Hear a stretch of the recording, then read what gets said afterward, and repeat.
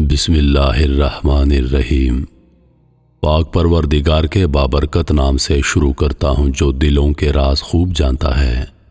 تمام ناظرین کو روحیل وائس چینل میں دل کی گہرائیوں سے خوش آمدید اور محبتوں بھرا السلام علیکم۔ ایک اللہ کے ولی کی موت کا واقعہ۔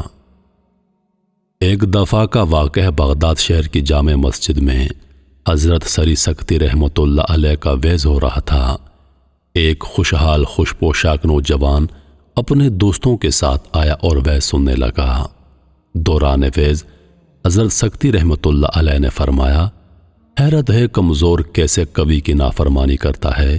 یہ سننا تھا کہ نوجوان کا رنگ پھک ہو گیا اور وہ چلا گیا۔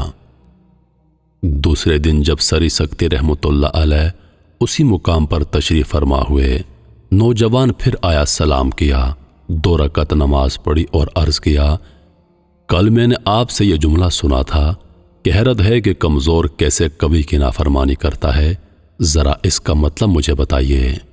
فرمایا، اللہ سے زیادہ طاقتور کوئی نہیں اور بندے سے کمزور کوئی نہیں، پھر بھی بندہ اس کی نافرمانی کرتا ہے۔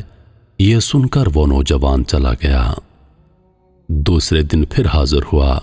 اب اس کے جسم پر صرف 2 سفید کپڑے تھے اور اس کے ساتھ اس کا کوئی دوست نہ تھا۔ خدا ترسی کی راہ سے مجھے باخبر فرمائیے۔ فرمایا، اگر عبادت کرنا چاہتے ہو تو دن کو روزہ رکھو، رات کو نوافل میں مشغول رہو، اور اللہ عز و جل کے طالب ہو تو اللہ کے سوا سب سے اپنا تعلق تر کر دو۔ اس طرح تم اللہ کو پالو گے اور رہنے کے لیے مسجدوں، ویرانوں اور قبرستانوں کو اختیار کرو۔ یہ سن کر اس نے کہا، خدا کی قسم میں تو وہی راہ اختیار کروں گا جو سب سے مشکل اور دشوار ہے۔ یہ کہہ کر وہ نوجوان چلا گیا۔ حضرت سری سکتی رحمۃ اللہ علیہ کا کہنا ہے، کچھ دنوں کے بعد میرے پاس کچھ لڑکے آئے اور انہوں نے پوچھا، حضرت احمد کاتب کا کیا بنا؟ اس پر حضرت سکتی رحمۃ اللہ علیہ نے فرمایا، میں تو اس نام کے کسی آدمی کو نہیں جانتا، البتہ ایسی عادت و صورت کا ایک آدمی میرے پاس آیا تھا اور اس نے مجھ سے یہ باتیں دریافت کی، پھر چلا گیا، مجھے نہیں معلوم اب وہ کہاں ہے۔ اس پر ان لڑکوں نے کہا، حضرت وہ شخص آپ کے پاس دوبارہ آئے تو ہمیں خبر کر دیجیے گا۔ پھر اس نوجوان کا سال بھر تک کوئی سراغ نہ ملا۔ آخر ایک روز عشاء کے بعد شیخ اپنے حجرے میں تھے کہ کسی نے دروازے پر دستک دی۔ شیخ نے اندر آنے کی اجازت دی تو وہی نوجوان اندر آیا۔ اس نے شیخ کی پیشانی چوم کر کہا، یا شیخ، آپ نے جس طرح مجھے دنیا کی غلامی سے آزاد فرمایا ہے، اسی طرح اللہ آپ کو آتش دوزخ سے آزاد کرے۔ بظاہر یہ جملہ حیران کن تھا، مگر شیخ نے نوجوان کے آنے پر ایک آدمی کو اشارہ کیا کہ اس کے گھر جا کر خبر کر دے۔ تھوڑی دیر کے بعد ایک عورت بچوں کے لیے آن پہنچی۔ اس کا ایک بچہ زیور اور کپڑوں سے آراستہ تھا۔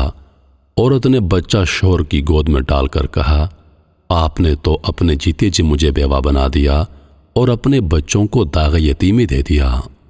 نوجوان نے شیخ کی طرف مخاطب ہو کر کہا، آپ نے یہ کیا کیا؟ اس کے بعد اپنی بیوی بچوں سے کہا، باخدا تم لوگ مجھے دل سے محبوب اور پیارے ہو، میری اولاد مجھے مخلوقات میں سب سے عزیز ہے، مگر میں کیا کروں؟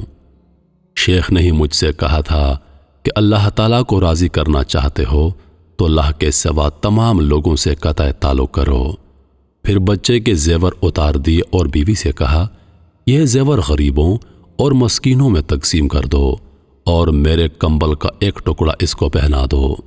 بیوی نے کہا، اللہ، میں اپنے بچے کو اس حالت میں نہیں دیکھ سکتی۔ بیوی کو کشیدہ دیکھ کر نوجوان کھڑا ہو گیا اور بولا، آج شب تو نے مجھے اپنے رب کی یاد سے غافل کر دیا، اور وہاں سے چلا گیا۔ اس کے جاتے ہی اس کے گھر والے سب رونے لگے۔ اس کی بیوی نے جاتے ہوئے شیخ سے عرض کی، اگر وہ پھر دوبارہ آئے تو مجھے ضرور خبر فرمائیے گا۔ شیخ نے انشاءاللہ فرمایا۔ بعد ازاں ایک عرصہ گزر گیا، مگر اس نوجوان کا کوئی پتہ نہیں چلا۔ ایک روز ایک بوڑھی خاتون شیخ کی خدمت میں حاضر ہوئی اور پیغام دیا کہ مقام شونیزیہ پر ایک لڑکا آپ کو یاد کر رہا تھا۔ شیخ شونیزیہ گئے تو وہی احمد کاتب زمین پر گرا پڑا تھا، زیر سر ایک اینٹ رکھی تھی۔ شیخ کا سلام سن کر آنکھیں کھولی اور کہا، یا شیخ، کیا خیال ہے رب تعالیٰ کے حضور میری غلطیاں معاف ہو جائیں گی؟ اس پر شیخ نے فرمایا، اللہ تعالیٰ غفور و رحیم ہے، وہ معاف فرمانے والا ہے۔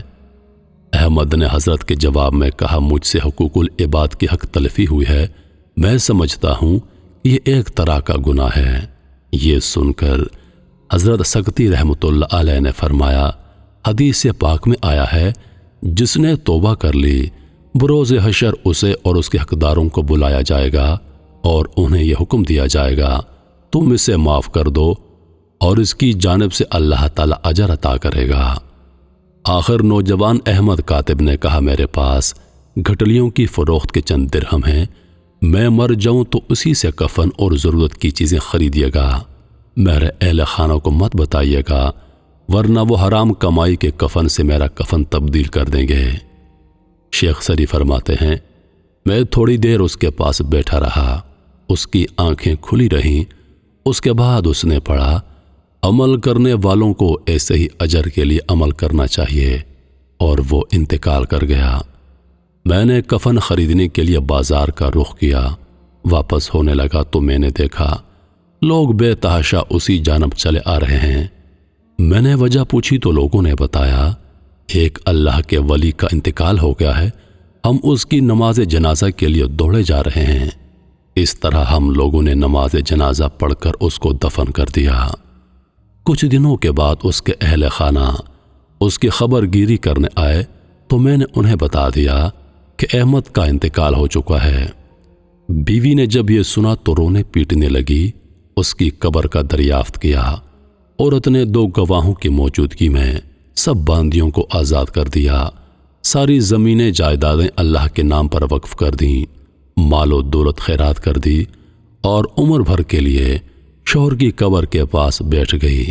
بالآخر وہیں پر اس کا انتقال ہو گیا۔ میرے محترم عزیز دوستو، اللہ پاک فرماتا ہے، اے انسان، یہ دنیا ایک کھیل تماشا ہے۔ جو انسان اس کھیل تماشے میں گم ہو گیا، اس کی آخرت برباد ہو گئی، اور جس کی آنکھوں سے یہ پٹی اتر گئی، اس پر سارے راز آشکار ہو گئے، اور وہ پھر اس دنیا کو چھوڑ کر صرف اللہ اللہ کرتا ہے۔ محترم عزیز دوستو، سچ میں یہ دنیا ایک کھیل تماشا ہے۔ ان قریب ہم نے اس دنیا کو چھوڑ کر جانا ہے، مگر افسوس ہم اس دنیا کی رنگینیوں میں مست ہو چکے ہیں، ہم اس دنیا کی خوبصورتی میں کھو چکے ہیں، ہم اپنے اللہ کو بھول چکے ہیں، ہم اپنے آنے کا مقصد بھول چکے ہیں، اور ہم نے آخرت کی پرواہ چھوڑ دی ہے۔